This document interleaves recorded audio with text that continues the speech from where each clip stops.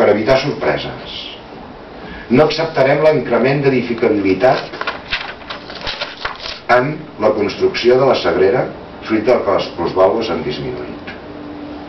No acceptarem que hi hagi una concentració excessiva d'aquesta edificabilitat, a canvi de que es pagui en plusvàlues una estació que en molts altres punts, quasi bé tots, i el quasi és perquè no els he estudiat tots, però en tots els casos en els que hem estudiat qui ha pagat l'estació del tren d'alta velocitat a les ciutats, l'ha pagat l'Estat.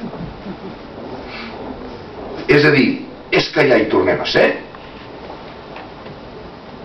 Per què l'Estat paga l'estació de tren d'alta velocitat a Saragossa i a Barcelona? Ha de posar inconvenients vinculats a la repercussió de les plusvàlues de l'edificabilitat. Bueno, esclar, és que estem com sempre.